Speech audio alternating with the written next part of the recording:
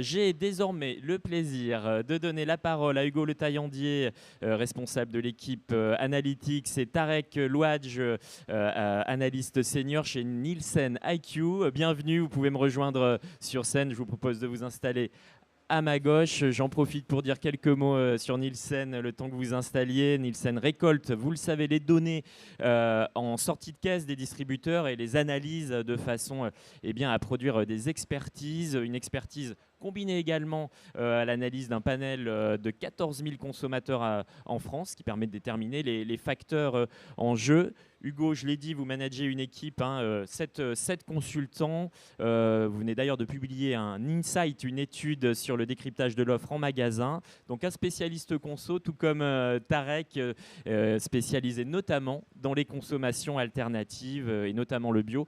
Ce qui fait que ce matin, on va essayer de faire un focus local et bio parce que voilà, c'est deux tendances qu'on a souhaité mettre en regard l'une de l'autre. Alors tout d'abord, les grandes préoccupations du moment.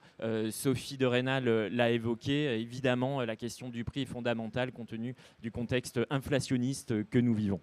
À vous la parole. Merci beaucoup Pierre pour l'introduction. Donc en effet, on va se parler aujourd'hui beaucoup de bio et de local et de comment ces deux offres-là coexistent, doivent se construire et même se co-construire dans le contexte actuel qui est un contexte inflationniste. Donc on a déjà fait l'introduction pour Nielsen IQ. Globalement, notre but c'est de délivrer la vision la plus complète du comportement des foyers français et du consommateur dans le monde entier aux industriels et aux distributeurs de l'agroalimentaire, mais pas que, et aussi tout ce qui est hygiène, beauté et entretien. Et donc pour ce faire, on a deux sources de données majeures. La première, c'est les ventes en magasin. On couvre quasiment toutes les ventes en GMS parce qu'on est partenaire des distributeurs. Et ensuite, on a un panel de foyers consommateurs qui nous permet de comprendre du coup, leurs attentes, qui ils sont, qui achète quoi. Et justement, aujourd'hui, on va vous parler de ces attentes et on va commencer avec ça. Parce qu'aujourd'hui, il y a un vrai paradoxe dans la consommation des foyers français. Parce que d'un côté, on a une volonté que tout le monde a un peu en tête, on veut s'engager. L'écologie, c'est important pour beaucoup de foyers français. En témoignent quelques chiffres qu'on vous a montrés ici. 82%, c'est le premier chiffre, c'est le pourcentage de foyers français qui considèrent la réduction des emballages comme importante ou très importante. Donc il y a une volonté de s'engager là-dessus. On aurait pu prendre plein d'autres chiffres, mais je trouve que c'est assez parlant, surtout avec les grèves actuelles. On a ensuite le local. 73% des foyers français trouvent que la mention fabriquée en France, elle est importante ou très importante. Donc bien sûr, le local, ça a plein de définitions, on aura le temps d'y revenir, mais c'est un des axes d'expression de cette volonté de consommer, de relocaliser sa consommation. Et ensuite, la nutrition, c'est important pour 79% des foyers français. Voilà, on est en France, le pays de la gastronomie, du coup, c'est très important. Mais d'un côté, du coup, il y a cette volonté de consommer, du coup, il y a un engagement responsable, social, écologique et santé. Et ça se heurte du coup au mur de l'inflation, parce qu'aujourd'hui, l'inflation, c'est la première préoccupation des foyers français, et de loin. Il y a 45% des foyers français qui sont très inquiets de l'inflation, du coup. Donc très inquiets, 45%, c'est quelque chose de très fort, et ça a ses conséquences. Et ça aussi, ça se comprend, puisqu'aujourd'hui, si on prend les courses des foyers français en magasin, il faut savoir qu'en 2022, ils ont déjà payé 280 € de plus qu'en 2021 pour faire les mêmes courses qu'avant. Donc ça, c'était l'impact en 2022. Et sur 2023, vous avez le chiffre à droite, ce surcoût de l'inflation, il va être de 790 € sur une année. Donc 790 €, c'est quasiment 2 tiers d'un SMIC. C'est pas rien du tout, en sachant que là, on se parle de consommer toujours la même chose qu'avant. Donc c'est pour ça qu'on se dit qu'il y a un vrai paradoxe et il va y avoir un vrai enjeu dans l'engagement des Français, parce qu'ils ne peuvent pas forcément se payer justement la consommation un peu plus engagée, un peu plus premium en général, parce qu'il y a toujours un peu un surcoût à payer quand on se parle de consommation engagée. Et du coup, cette conséquence, on la voit dès maintenant dans le comportement d'achat des foyers français, puisque ici, ce que vous avez, c'est la décomposition de la croissance du chiffre d'affaires, donc du PGCFLS, donc des produits de grande consommation en grande et moyenne surface. Et on l'a décomposé selon trois effets. Le premier, c'est l'effet volume que vous voyez en bleu. Donc l'effet volume, globalement, c'est est-ce qu'on vend plus ou moins de produits. Ensuite, on a l'effet que vous voyez en violet qui est assez visuel, c'est l'effet d'inflation. Donc, globalement, c'est la hausse des prix étiquettes. Le paquet de chips que j'ai acheté à 1 € l'année dernière, aujourd'hui, il va coûter 1,15 € par exemple. Et enfin, le plus intéressant de ces effets, c'est l'effet en orange. C'est ce qu'on appelle la descente et la montée en gamme. Donc globalement, quand l'effet est positif, on se parle de montée en gamme. Il faut savoir que historiquement, en France, la montée en gamme, c'est ce qui portait la croissance des grandes et moyennes surfaces depuis 10 ans. et qu'aujourd'hui on note une nette rupture dans cette tendance-là, puisqu'on a un effet de descente en gamme qui s'est pas mal accéléré d'ailleurs sur le dernier semestre. On voit qu'on est de l'ordre de, on passe de moins 0,4% à moins 0,8%, et ça traduit justement des comportements d'achat des foyers français qui cherchent à faire des économies en magasin. Donc soit on achète plus en promotion, soit on achète plus de MDD, soit enfin des marques de distributeurs du coup, soit on va passer du bio à du conventionnel, ou d'une marque locale bio à une marque nationale conventionnelle. Le but ici, c'est de faire des économies. Donc une descente en gamme historique, on n'avait pas connu ça depuis une dizaine d'années au moins. Exactement.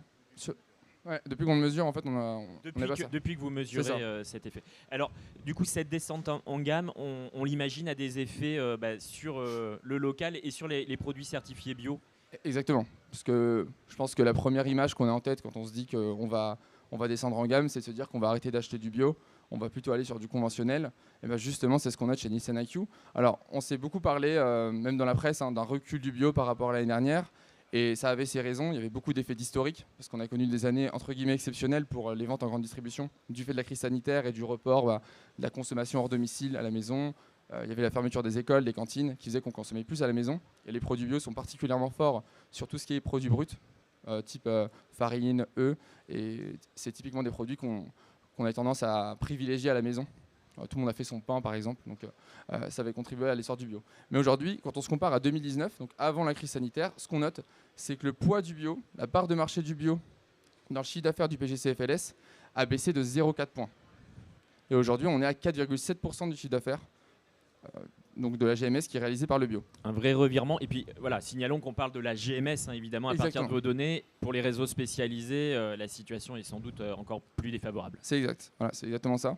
Donc déjà, voilà, on a un vrai revirement sur le bio. C'est une première expression de cette descente en gamme et de cette inquiétude des Français par rapport à l'inflation. Et ensuite, pour comprendre un peu ce qui se passe, je vous ai mis ici sur la droite l'évolution, donc en bleu foncé, là ça ressemble un peu à du noir, mais du coup c'est du bleu foncé, de la part de marché, donc le poids du bio dans le chiffre d'affaires, par rapport à 2019, donc à chaque période on se compare à 2019, et en bleu vous avez l'évolution du poids du bio dans l'assortiment. Donc qu'est-ce que c'est globalement? C'est pour 100 références, combien j'en ai qui sont bio. Pour 100 références en magasin, j'en ai combien qui sont bio. Et en l'occurrence, on voit que globalement, par rapport à 2019, sur le début de l'année, le bio était vachement surreprésenté dans l'offre. Normal, parce que depuis 4 ans, on a lancé pas mal de références bio. Il y a beaucoup de marques nationales qui sont mises à proposer du bio. Et en fait, à mesure qu'on avance dans le temps, on peut voir que finalement, la taille de l'assortiment du bio retourne un peu à son niveau de 2019, mais qu'en parallèle, le contre-coup dans les ventes est beaucoup plus fort. On est toujours au-dessus, on a toujours une visibilité qui est supérieure à 2019 dans l'assortiment. Par contre, dans les ventes, on est bien en dessous. Donc sur janvier 2023, on est 0,7 points en dessous de janvier 2020. Donc il y a un recul du bio qui peut s'expliquer en partie parce que forcément les distributeurs cherchent à mettre en avant d'autres offres plus accessibles à travailleurs image-prix. Et donc ils vont un peu défavoriser le bio au profit peut-être de la marque de distributeur premier prix par exemple. Mais ce n'est pas la seule explication. Et bien entendu, il y a une vraie raison conso. Il y a une vraie attente consommateur derrière. Chez Nielsen IQ, justement, on vous le disait, on a un panel de consommateurs qu'on interroge régulièrement, qui nous aide à comprendre ce qui se passe aussi en magasin. Et aujourd'hui, ici, on vous a sélectionné trois questions, 3 affirmations qui, pour nous, illustrent les difficultés, les enjeux de la filière bio pour 2023 et pour les années à venir. Alors, ce que vous avez là, c'est le pourcentage de Français qui sont d'accord avec les affirmations suivantes. Donc, la première, c'est « les produits bio sont trop chers par rapport aux bénéfices qu'ils apportent ». C'est quand même 54% des foyers français qui sont d'accord avec cette affirmation-là. Donc il y a une vraie, il y a quand même un enjeu d'acceptation prix par rapport au bio. Et ce qui est intéressant, c'était de voir qu'en juillet, donc c'était 2 points de plus. Donc en gros, sur 100 Français, il y en avait 2 de plus qui étaient d'accord avec ça par rapport à la fin d'année 2021. Donc quand on commençait vraiment à se parler d'inflation sur l'été, on voyait déjà que pas cette méfiance, mais un peu cette remise en question de la valeur ajoutée du bio, elle était présente, elle était davantage présente qu'avant. Ensuite, on a « je ne suis pas convaincu que les produits bio soient meilleurs pour la santé ». Là aussi, 36% des foyers français pensent ça. Et on est sur une proportion qui est en hausse par rapport à 2021. Et le dernier point, c'est les produits bio permettent une agriculture vraiment plus écologique. Et là, pour le coup, c'est une proportion en baisse. Donc globalement, il y a de moins en moins de foyers français qui sont convaincus que le bio est meilleur pour la santé, a une vraie vertu écologique. Et il y en a de plus en plus, du coup, qui vont remettre en question la valeur du bio. Et ça nous montre quoi? Ça nous montre une mauvaise compréhension du label, le besoin d'un travail d'éducation par rapport à ce que c'est que le bio, à la rigueur du cahier des charges et à toute la vertu de la démarche. Ça, c'est pour les produits certifiés bio. Quid du local? Justement, alors du coup, en parallèle, on se parle de bio. Il faut savoir qu'on a aussi demandé aux foyers français qu'est-ce qu'ils pensaient du local, justement. Donc, pour vous mettre un peu des ordres de grandeur, il y a 11% des foyers français qui considèrent que le bio, les produits qui portent une mention bio, sont très importants. Et on peut voir que quand on pose la même question par rapport au local, on est sur une proportion qui est 2 fois plus grande, voire plus. Donc, il y a un vrai engouement autour du local, il y a une vraie attente chez les Français. Ce qui est aussi intéressant, ces chiffres qu'on a choisi de mettre en avant, c'est la préférence. C'est qu'aujourd'hui, il y a 61% des foyers français, donc quand même 2 tiers d'entre eux, qui préfèrent un produit local non bio à un produit bio non local. Et donc, l'idée, ça va être de comprendre maintenant comment se porte le local. Et du coup, je pense qu'on en a un peu parlé ce matin. Le local, ça a sa définition. Je pense qu'il y a autant de définitions du local qu'il y a d'humains en France. Ça peut être en fait du régional, ça peut être du national pour certains, ça peut être de l'hyper-local, la règle des 100 km. Et du coup, avec Hugo, on a travaillé sur une définition du local que Hugo va vous présenter. Voilà, effectivement un périmètre qui vous a permis de nous amener des chiffres précis, puisque évidemment sur les gènes codes ou les tickets de caisse, le terme local n'est pas identifié en tant que tel. Alors Hugo, quel périmètre avez-vous choisi? Non, merci à tous les deux pour l'introduction. Donc, en effet, quand Pierre nous a soumis le sujet de la conférence, on s'est dit c'est un chouette sujet, on a envie d'intervenir. Mais en effet, ça nous a posé un petit dilemme, un petit défi méthodologique pour réussir à mettre un ordre de grandeur sur ce qu'était le local en GMS. Donc, je suis désolé, je suis obligé de commencer par un petit peu de méthodologie et de vous présenter comment, au niveau national, Nielsen IQ découpe la France. Donc, vous voyez, il y a 9 régions dont le chiffre d'affaires est à peu près équivalent. On a des grosses régions comme l'Île-de-France ou le sud-est de la France qui pèsent un petit peu plus, mais globalement, on a découpé la France de cette manière-là avec 9 régions différentes. Pourquoi je vous parle de nos régions? Bravo quand même à Nielsen pour avoir réuni la Bretagne et la Normandie, c'est une petite prouesse. Je le vis au quotidien à la maison, donc... Ah oui, bravo. Je vous parle tout simplement des régions parce que pour définir ce qu'était une marque locale, on a dû prendre un chiffre qui est donc 50%. Donc ça signifie qu'une marque locale pour nous fait 50% à minima de son chiffre d'affaires dans sa région d'origine. Alors pour nous, pourquoi c'est difficile de coder le local par rapport au bio par exemple? C'est tout simplement que nous, chez Nielsen, on se base sur les produits. Je vous ai mis 2 exemples ici où vous pouvez le constater. Le label bio, par exemple, est présent. Ce label, on est capable de le coder et on va pouvoir y rattacher toutes les ventes et tous les indicateurs qu'on a l'habitude de regarder.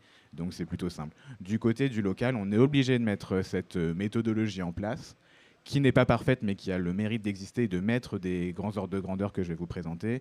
Et juste pour qu'on ait un petit peu la méthode et l'esprit derrière l'exercice, une marque comme Paysan Breton, qui évidemment est très connotée bretonne de par son nom, est une marque qui pour nous est nationale, tout simplement parce qu'elle fait uniquement 22% de son chiffre d'affaires dans la région Bretagne-Normandie et que c'est une marque qui s'est tellement développée qu'elle est désormais nationale.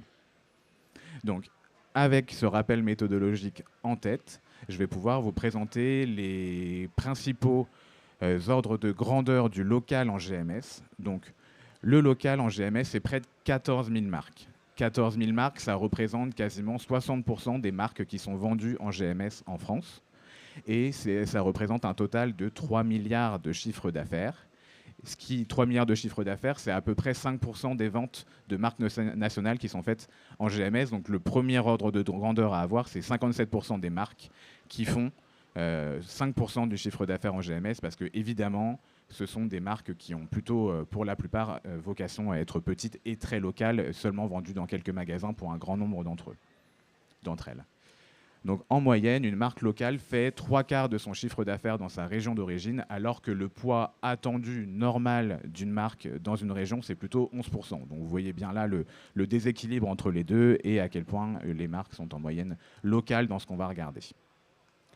Maintenant, je vous le disais, le paysage des marques locales, il est quand même assez diversifié.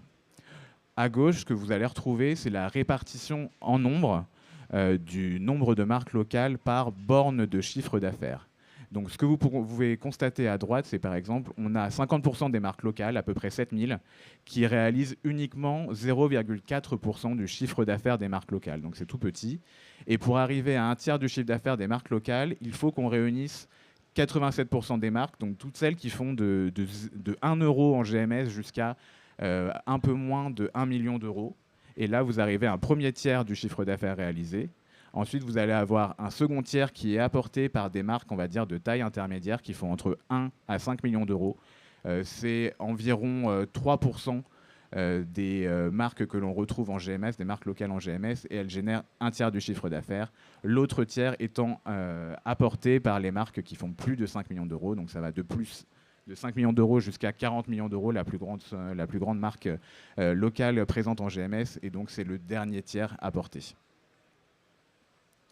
Maintenant, question importante, le titre de la présentation, c'était globalement comment se situe le bio et les marques locales. Eh bien, on a des tendances en termes de chiffre d'affaires qui sont quand même assez opposées, puisque vous le voyez, le bio à court terme, et Tarek en a déjà parlé, est plutôt mal orienté en termes de chiffre d'affaires, avec moins 5% là, sur la dernière année écoulée, tandis que les marques locales sont beaucoup mieux orientées, 7 points de plus, elles sont en croissance de chiffre d'affaires à plus de 2,3%. Alors, évidemment, vous le savez, Tarek l'a rappelé, on vit dans une période d'inflation.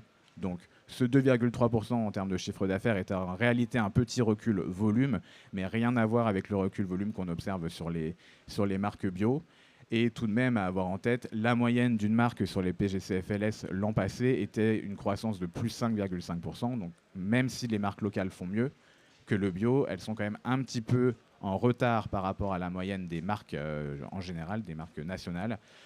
Et tout simplement parce que l'aspect prix, l'aspect accessibilité prix est évidemment très important dans ces temps un peu troublés d'inflation.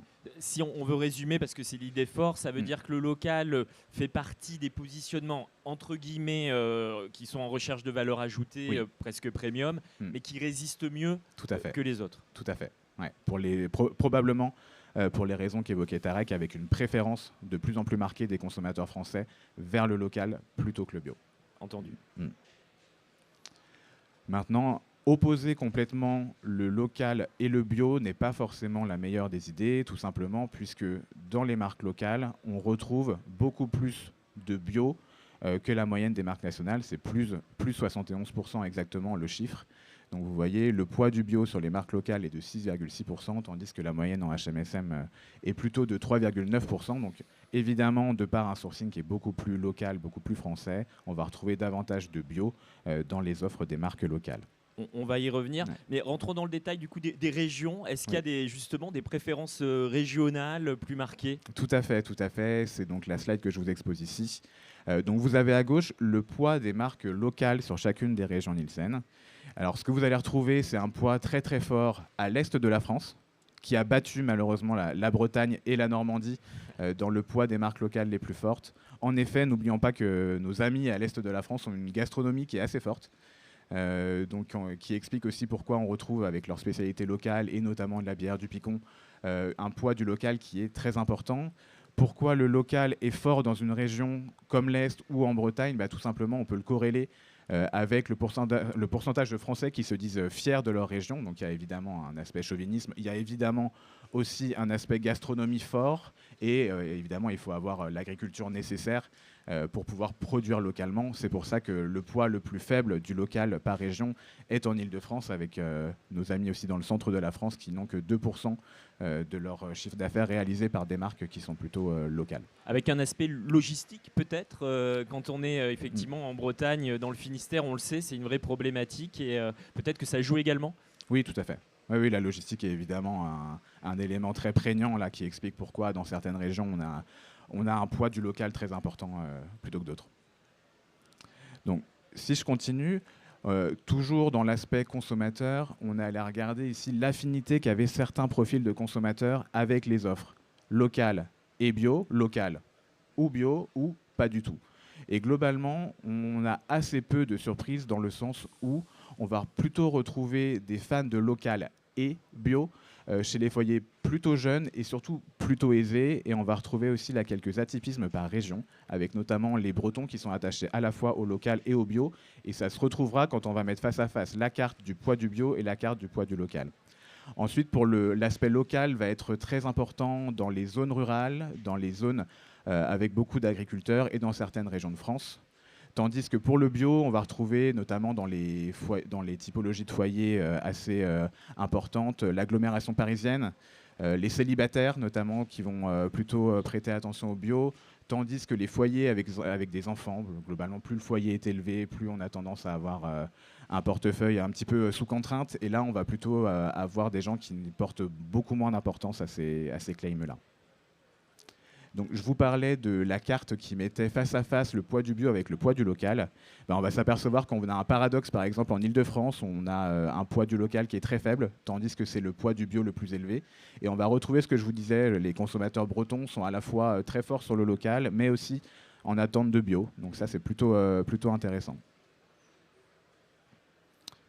Maintenant, je vous propose de regarder, mettre un petit peu des noms, des logos derrière les marques locales et vous intéresser au top 10 des plus grosses marques locales en France. Et alors, c'est un pur hasard. Au moment où on a sorti ce top, on ne savait pas qu'on allait avoir une intervention du PDG d'Enaf, mais voilà, s'il est déjà dans la salle... C'est ça, oui, Loïc Enaf ne doit pas être loin, mais il doit être effectivement voilà, agréablement... J'espère qu'il sera content de savoir que c'est la marque locale la plus importante en France, avec un chiffre d'affaires de 40 millions d'euros, dont 56% réalisés en Bretagne et en Normandie, sachant qu'il y a une autre part importante du chiffre d'affaires qui vient plutôt de nos cousins, Pays de la Loire, Vendée, où la marque est aussi bien implantée. Derrière, on va retrouver également beaucoup de marques de traiteurs ou de charcuterie. Maison Millot, Pierre Schmitt ou Henri Raffin, c'est des saucissons, de la charcuterie. On va retrouver un fabricant de lait, par exemple, en Alsace, l'eau Saint-Amand dans le Nord, la brasserie du Mont-Blanc, plutôt du côté de Lyon, etc. Donc ce sont de belles marques qui réalisent toutes plus de 10 millions d'euros de chiffre d'affaires en GMS, avec une bonne part, au moins la moitié dans leur région d'origine. Alors maintenant, on s'est intéressé, et là c'est un petit peu clin d'œil, aux références locales qui étaient le plus vendues dans leur région d'origine. Et il y a des éléments qui sont un peu clichés, qui ont plus vocation à faire sourire qu'autre chose. Mais vous allez retrouver par exemple la référence locale la plus vendue dans le Nord, c'est de la graisse à frire. Ça ne s'invente pas. On va retrouver le pâté Enaf ici localement en Bretagne. On va retrouver du foie gras du côté du sud-ouest. On va retrouver des œufs dans le centre.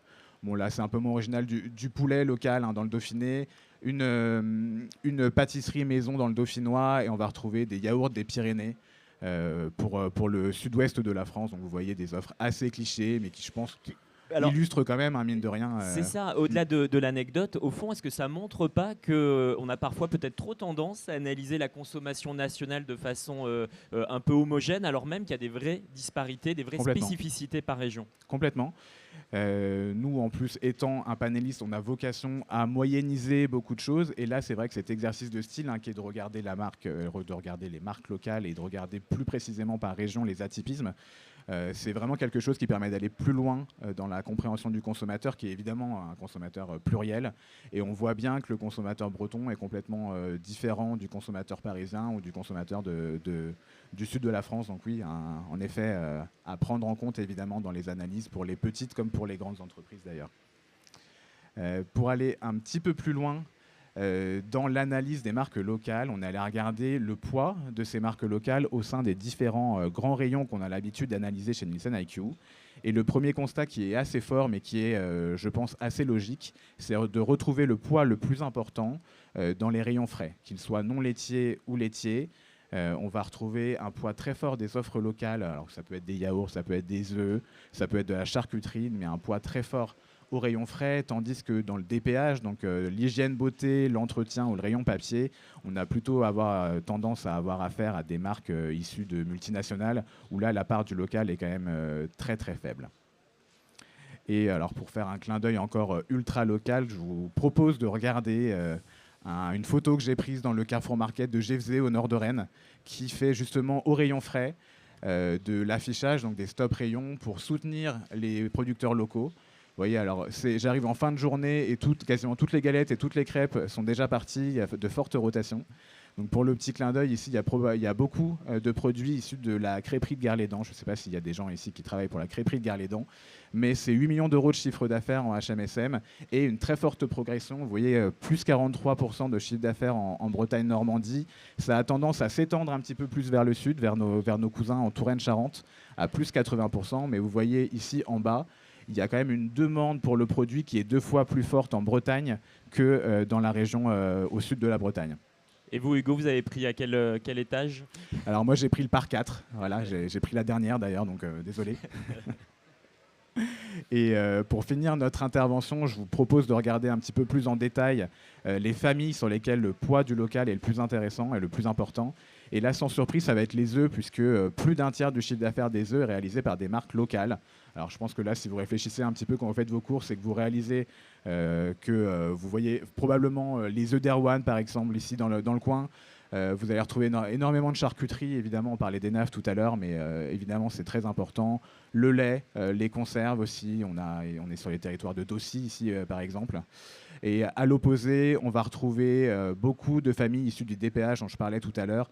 Et la famille qui a le poids du local le plus faible, c'est l'alimentation infantile. Et là encore, c'est probablement dû au fait que ce sont des produits qui sont très regardés et qui sont issus de grosses multinationales type Nestlé ou Danone. Et très fonctionnalisé avec une attente qui est tournée vers la santé. Voilà, il y a énormément de bio. C'est une des catégories où le bio est le plus important parce qu'on donne le meilleur à nos enfants. Mais pour le moment, pas de local. C'est plutôt du maison ou du très industrialisé. Merci pour cette intervention. On peut les applaudir bien fort. On peut applaudir Tarek et Hugo. J'en profite pour vous rappeler que nous sommes diffusés en direct sur mysafia.com et que les interventions seront disponibles en replay sur la même plateforme. On a le temps pour une séance de questions-réponses, des interrogations, des demandes de précision à Hugo et Tarek. C'est le moment. Oui, alors... Pour les besoins justement de la retransmission, merci de vous lever, comme ça on voit effectivement d'où vient la question et si vous pouvez vous présenter avant de poser votre question.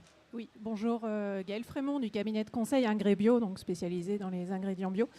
En fait, ces deux interventions de Sophie et de vous montrent qu'il y a quand même un flou artistique en fait sur ce qu'on considère être le local. Alors pour nous déjà, en tant que professionnels, donc on n'imagine même pas pour le consommateur ce que c'est.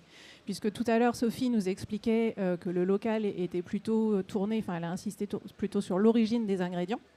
Et vous avez considéré l'argument local sur le site de production régional et encore plus loin sur les ventes en fait du coup. Est-ce que vous avez intégré la donnée origine des ingrédients du coup un petit peu dans votre analyse? Est-ce que vous avez regardé par exemple les labels régionaux? Alors produits en Bretagne, je ne connais pas bien le cahier des charges, mais par exemple je connais bien le cahier des charges B-Raise en Bretagne qui certifie des produits bio bretons et qui met dans son cahier des charges un critère de pourcentage d'ingrédients d'origine Bretagne dans les produits bio, c'est-à-dire production en Bretagne mais également origine des ingrédients. Voilà, oui, ce question flou, très claire, Gaëlle, effectivement. Ouais. Et derrière ce flou, alors des précisions, mais au fond, pour prolonger la question, c'est est-ce qu'il n'y a pas la tentation aussi de faire pardon l'expression, du local washing en fait? C'est-à-dire que si effectivement c'est aussi flou, est-ce qu'on n'a pas tendance à voir des choses discutables? Alors, pour répondre à votre question, on aurait beaucoup aimé prendre en compte l'origine des ingrédients, mais techniquement, aujourd'hui, ce n'est pas possible alors, je ne suis pas allé très loin dans la méthodologie, mais aujourd'hui, on est capable de capter l'aspect bio d'un produit parce qu'on va aller chercher le label.